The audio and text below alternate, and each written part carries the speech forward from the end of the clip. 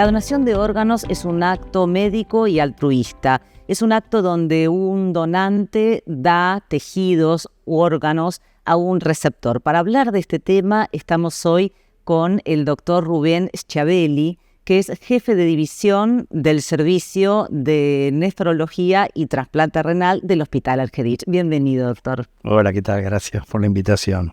Bueno, gracias a usted por estar frente a una temática que hace muchos años se aborda y por la que tanto se ha trabajado, por concientizar sobre todo, ¿no?, a la sociedad en general. Exactamente, nosotros tenemos una historia larga, empezamos en el año 77 con la primera ley de trasplante que fueron modificadas por diferentes leyes y realmente una actividad que fue increyendo en nuestro país con la posibilidad de tener más trasplantes año a año. Tal vez lo más importante sea que nuestro país genera esta ley, todo se enmarca en una ley y en la creación del CUCAI, allá por el año 77, y genera un desarrollo que estuvo basado en la lista única, o sea, que todo aquel que necesitara un órgano tenía que estar anotado en el CUCAI para poder trasplantarse. Y esto dio una transparencia a través de los años que permitió que hoy no exista ninguna duda ni ninguna denuncia de ninguna distribución mal hecha, ni mucho menos. Por lo tanto, es una actividad donde Argentina se tiene que sentir orgullosa de todo su desarrollo. Qué bueno esto que nos está diciendo, porque este tema que en su momento tuvo sus enconos, en esta transparencia a través de los años ha demostrado que ha funcionado, que ha servido, ¿no? Totalmente, y el desarrollo del registro, primer registro eran registros en papel, tuvo una cosa muy importante, siempre estuvo bajo un programa de computación.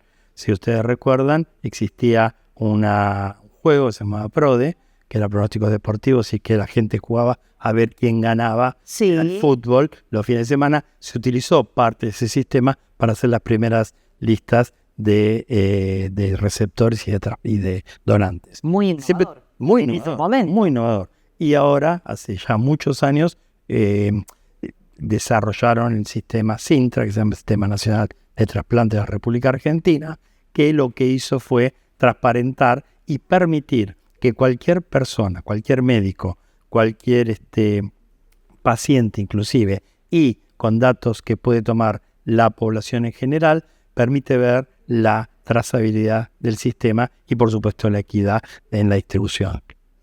Y bueno, ¿cómo es exactamente este proceso? Es decir, uno piensa, ojalá a nadie le pase, pero todos nos podemos ver en algún momento en la necesidad de requerir un órgano para nosotros, para un ser querido.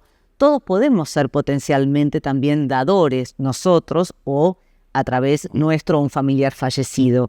Quiero que me cuente un poco cómo es este proceso, ¿no? Bueno, el proceso, por supuesto, usted hablaba de un acto médico al principio, y entonces acá hay claramente un acto médico donde hay un diagnóstico de una enfermedad a una determinada persona que le dicen su tratamiento es un trasplante. Esto puede ser un trasplante renal, trasplante hepático, trasplante cardíaco, renopáncreas, intestino.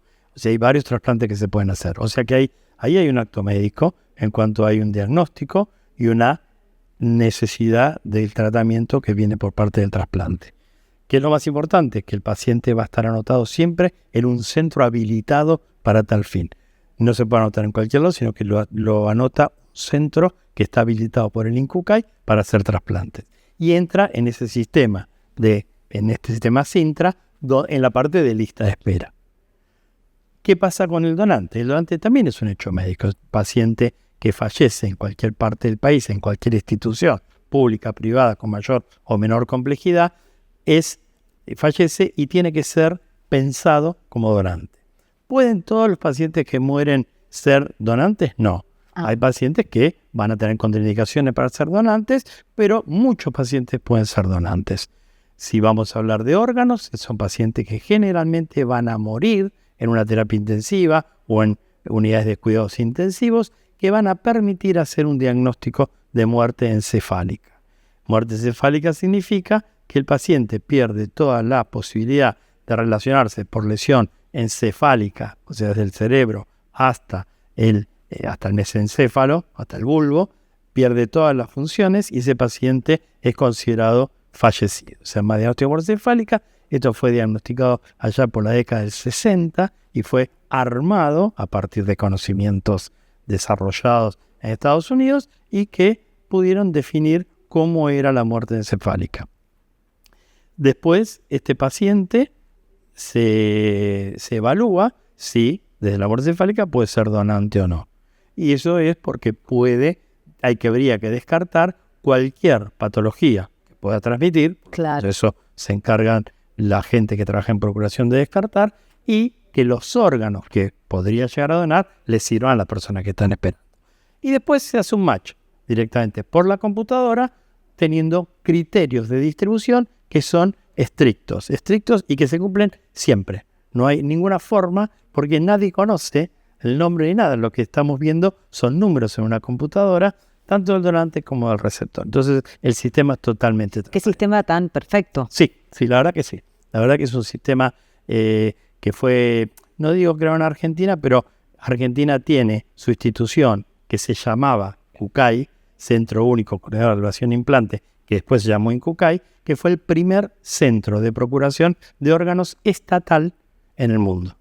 Ya había existido algunas experiencias en Eurotransplant y France Transplant, Francia y Europa, pero que eran con instituciones privadas. El primer centro estatal es en Argentina. En Argentina, qué orgullo, Sí. qué orgullo. Eso no sabía, desconocía que era el primer centro estatal en el mundo de trasplantes. ¿Y qué condición? Bueno, ya vimos la condición que requiere, digamos, desde el lugar del donante. Sí. El receptor, ¿qué estudios se hacen? ¿Cómo es esa espera? El receptor va a ser estudiado de acuerdo a su patología, y su patología, el órgano que se le va a trasplantar, la mayor cantidad de trasplantes es renal, por lo tanto los pacientes están en diálisis, la gran mayoría, o por iniciar diálisis, porque algunos pacientes se pueden trasplantar aún sin haber iniciado diálisis. Directamente. Los niños siempre se pudieron trasplantar con donante vivo o con donante cadavérico, y los adultos ya hace algunos años se pueden trasplantar también con donante vivo o con donante cadavérico. Es el trasplante más común, de mayor cantidad en el mundo. Lo mismo pasa en Argentina, y uno tiene que tener un paciente que esté lo suficientemente sano para poder recibir una carga de inmunosupresión, porque las drogas que le van a bajar las defensas para que este órgano, que no es de él, sea aceptado por su cuerpo de alguna manera. Claro. Y tiene que estar lo suficientemente sano para no infectarse y no tener ningún riesgo. Es un paciente que va a requerir toda una requiere una preparación y una cierta cantidad de estudios. Y además un estudio para ver la compatibilidad, o eso... Hay estudios de compatibilidad que se hacen en el riñón, evaluados por lo que se llama HLA, son antígenos de histocompatibilidad, antígenos que están en nuestras células y que se expresan como las patentes de los coches, con letras y números. Y eso está dentro de la computadora del INCUCAI. Se hacen en cada donante cadavérico, cada paciente que fallece y es donante, se hace esa determinación, y los receptores están tipificados de la misma manera ya en la computadora. Por lo tanto, la computadora lo que hace es el match. Doctor, ¿qué diferencia hay entre el donante cadavérico y el donante vivo? Bien, yo me expresé como donante cadavérico y se usa más el término donante fallecido, pero es lo mismo. Y claramente los órganos, la diferencia está dada, además de la diferente forma de diagnosticar la muerte. En el donante cadavérico tenemos, y quiero hacer una aclaración para que después vamos al vivo, tenemos la forma de diagnosticar la muerte por muerte encefálica, como expliqué, o por parada cardíaca.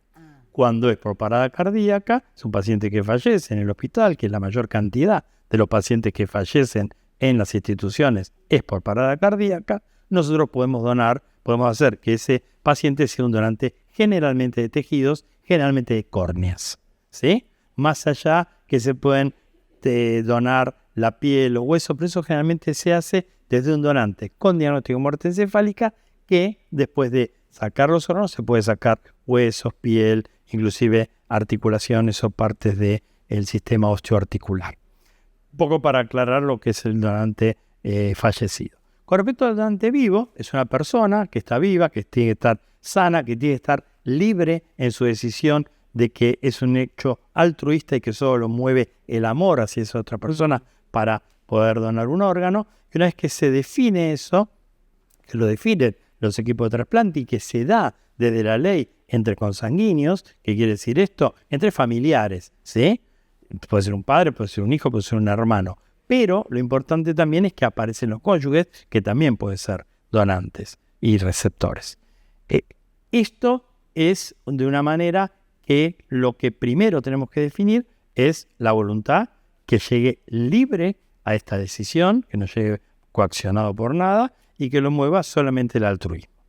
¿Qué tenemos que definir después? Que este donante, una vez que done un órgano, que puede ser generalmente un riñón, no le genere ninguna patología a él por quedarse con un solo riñón, ni genere, por supuesto, ninguna patología de transmitir alguna enfermedad. Este es el caso de Sandra Mianovich, que fue muy conocido cuando ella hizo una donación a la hija de su pareja, Sonsoles. Es un donante vivo de una persona sana que le donó a una persona que estaba esperando un riñón y que se puede hacer en estos casos sin consanguinidad. ¿Por qué? Porque la ley permite que una persona allegada, amiga, que la mueve de nuevo el altruismo y el amor para con el receptor, pueda ser donante. Ahora, en el caso de este tipo de donantes que no son consanguíneos, lo que hay que hacer es presentarse el donante ante un juzgado y ese juez va a definir esto que dije antes yo, si llega en forma libre, altruista a esa donación. Entonces, Argentina tiene un modelo de trasplante vivo con consanguinidad y en los casos de no consanguinidad se tiene que hacer a través de un artículo que está expresado en la ley desde inicio de las primeras leyes, que hay una tercera persona, que en este caso es un juez, que va a definir si el paciente puede ser donante o no. Bien, es como para tener, digamos, todas las aristas de una forma prolija. Exactamente. Y para validar esta transparencia de todos los órdenes posibles, digamos. Quiero decir también que el donante vivo puede ser de hígado y es muy común ver a padres donando partes de su hígado a sus hijos. Y esto es una práctica muy habitual. Y una práctica también habitual, pero menos frecuente, es de un adulto a otro adulto. Son cirugías mucho más grandes, pero siempre teniendo en cuenta la salud del donante y que este donante quede bien después de la donación. ¿Qué órgano? Usted recién empezó a nombrar tejidos que me sorprendieron, ¿no? Cuando dijo articulaciones, piel, o sea, un montón de tejidos que por ahí uno en la cotidiana no lo tiene tan claro. Es decir, que hay muchísimos, tanto órganos como tejidos, que pueden donar. Exactamente. Dentro que, o sea, el más frecuente dijo que es las córneas. En tejidos son las córneas. Tenemos 2.300, 2.500 personas esperando una córnea y cualquier donante que muere muerte encefálica en un hospital, en un procedimiento bastante menos complejo que el de los órganos, se puede ser donante de córneas. Por supuesto, a través del INCUCAE, a través de la lista de espera, todo como veníamos hablando hasta ahora. Y después hay otros tejidos, por ejemplo la piel, que puede ser también utilizada para receptores que tengan patologías como quemados y otras patologías. Y puede ser trasplantes, por ejemplo, de huesos en pacientes que tienen tumores, que a veces necesitan un hueso para poder evitar que ese paciente sea amputado, o en sistemas osteoarticulares que en algunas patologías específicas traumatológicas pueden ser utilizados. Todo lo que usted nombra me hace pensar en alguien o en un familiar de esa persona que está en la lista y que está esperando que llegue ese órgano o ese tejido que le va a cambiar la vida. Exactamente. Todo paciente que está en lista de espera está, como bien decís, tiene una atención puesta en ese llamado. Y ese llamado, que va a ser desde su centro de trasplante, va a ser de su médico o de su equipo, que le va a decir, mira, hay la posibilidad de que este donante que ha aparecido recién puede ser un donante para vos. Vamos a hacer los últimos estudios para ver si es realmente para vos y, por supuesto, siguiendo estrictamente el orden de la lista de espera. Es práctica habitual nuestra en trasplante renal que aparezcan 10, 15 pacientes con posibilidades de ser receptores de un determinado donante y, bueno, de acuerdo a algunos tipos de estudios, y algunas características del donante para cada receptor va a hacer que estos pacientes se trasplanten o no. Doctor, ¿y a usted le ha tocado dar esta noticia a un paciente? O sea, me emociona como imaginar la situación del médico o el equipo diciéndole a una persona, apareció un posible donante con todo lo que eso implica, ¿no? Sí, nos toca todo el tiempo, al equipo le toca todo el tiempo, y sí, es importante que este paciente, que ya lo conocemos, que ya sabemos dónde vive, que ya sabemos su situación de enfermedad y su situación familiar y su situación psicológica, porque todo eso está evaluado, lo vamos a llamar y que él sepa que en ese momento estamos llamando desde el hospital para decir, mira, hay altas chances de que vos te puedas trasplantar hoy. Es muy importante que todo esto esté hablado previamente. Es decir, mira, a las 3 de la mañana te puedo llamar un día y tenés que venirte para el hospital. O sea, eso es lo más importante, que eso esté hablado previamente para que todo el impacto que bien definís vos, como impacto de sorpresa, de ansiedad, de decir qué me va a pasar, me podré trasplantar o no, esté lo más rutinario posible, o sea que para el cuidan, paciente. Qué interesante, cuidan, como usted dice, digamos, toda la cuestión emocional, psíquica del paciente. La mirada de un trasplantado, y el servicio nuestro es así hace muchos años. Nosotros trabajamos en interdisciplina todo el tiempo, con psicólogos, bueno, por supuesto con cirujanos, con infectólogos, con trabajadores sociales, con enfermeros. El equipo es interdisciplinario y hace que la mirada del paciente esté puesta sobre la persona y no sobre el trasplante. Nosotros no trasplantamos riñones, nosotros trasplantamos un riñón a una persona que tiene sus miedos, que tiene su situación familiar, su situación laboral y toda una serie de cosas que nos pasan a todos que tienen que ser tenidas en cuenta para que el trasplante sea el mejor desarrollo posible en el trasplante. ¿Quiénes pueden donar? ¿Quiénes podemos donar? Sí, las personas, los órganos se pueden donar de acuerdo, planteamos un donante fallecido, de acuerdo a la edad, y cada vez vamos perdiendo más el miedo de tener donantes cada vez mayores, pero por ejemplo, en corazón no vamos a utilizar donantes muy mayores, en páncreas tampoco, en riñón sí, y lo que tratamos de hacer es compatibilizar esa edad con los receptores también. Es decir, tengo un donante de determinada edad, voy a tratar de ponerle un receptor de determinada edad. ¿Le pondría un riñón de 60 a un chico de 15? Y no, a un chico de 20 y no. Tratamos de compatibilizar esas edades también.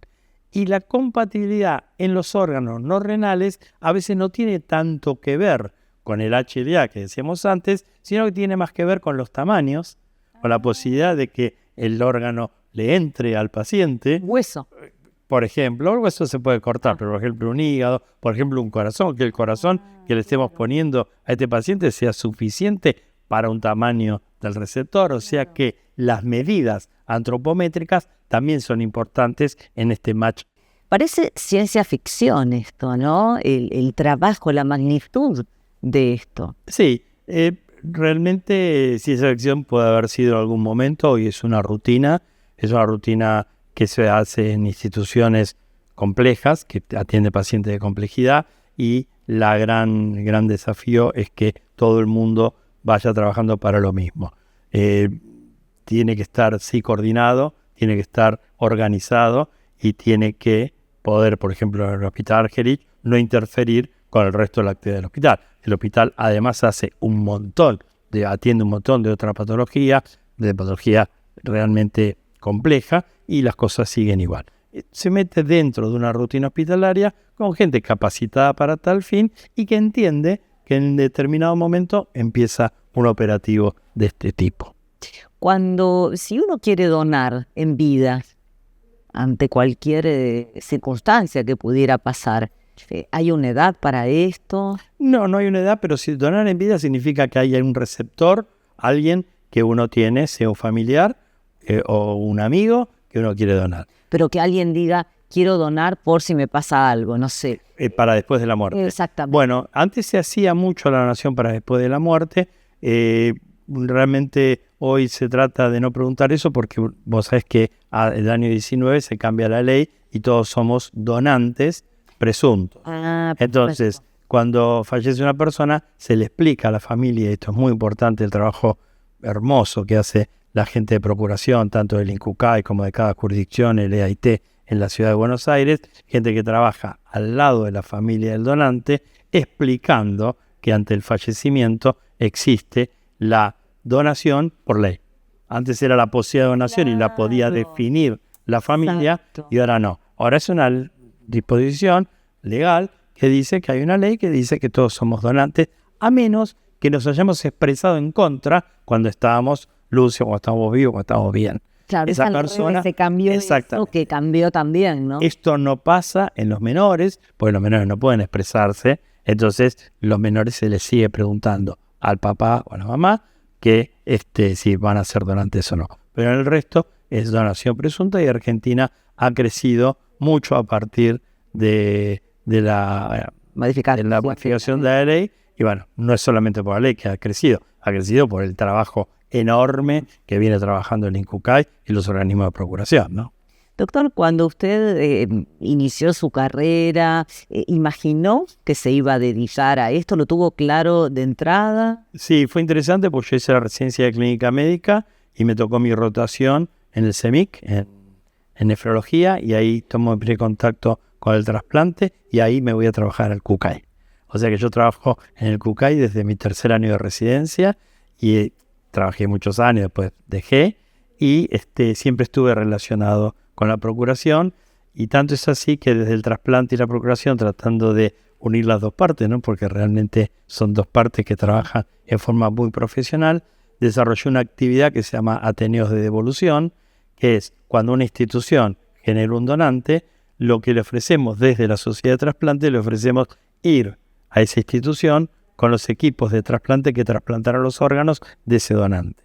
Entonces generamos la discusión médica de cómo fue ese donante por parte de la terapia intensiva, por parte de la procuración de órganos de la institución donante, y los equipos de trasplante que trasplantamos con esos órganos de ese donante, contamos cómo nos fue desde el punto de vista del trasplante los primeros tiempos. Muy interesante. Es muy interesante porque se genera una discusión médica entre donación y trasplante, y cuando terminamos les mostramos generalmente un videíto filmado de los receptores agradeciéndoles a ellos por su trasplante. Porque nosotros los ven, pero no ven a la otra parte. Y sin la otra parte no podríamos hacer nada nosotros. Totalmente. Y esa otra parte también es lo que muestra el resultado final, ¿no? Sí, sí. Yo siempre planteé que si uno no termina de cerrar el círculo, ¿para qué trabajo? ¿No? ¿Para qué estoy haciendo esto? ¿Para qué? Porque los médicos están quedando después de la muerte. Antes terminaba su actividad cuando aparecía la muerte. No, ahora termina la actividad cuando se puede hacer la donación de órganos. Ponen en el cuerpo además exactamente. El sentido Sí, de todo esto. es un reconocimiento. ¿Se puede conocer el donante con el receptor? Con el familiar. Sí, claro, seguro. La recomendación es que no, eso tiene una historia. Después el primer trasplante cardíaco, y cuando empezaron ya en la década del 60 los trasplantes más importantes, cardíacos, hepáticos, había como una promoción de que los donantes y receptores se conozcan, inclusive en los diarios. Y esto no generó un peso muy grande a los receptores, que fueron los mismos que empezaron a decir no nos gusta esto, porque había demanda de parte de los familiares donantes a conocer al receptor. Entonces la recomendación es que no se conozcan, la prohibición es que se den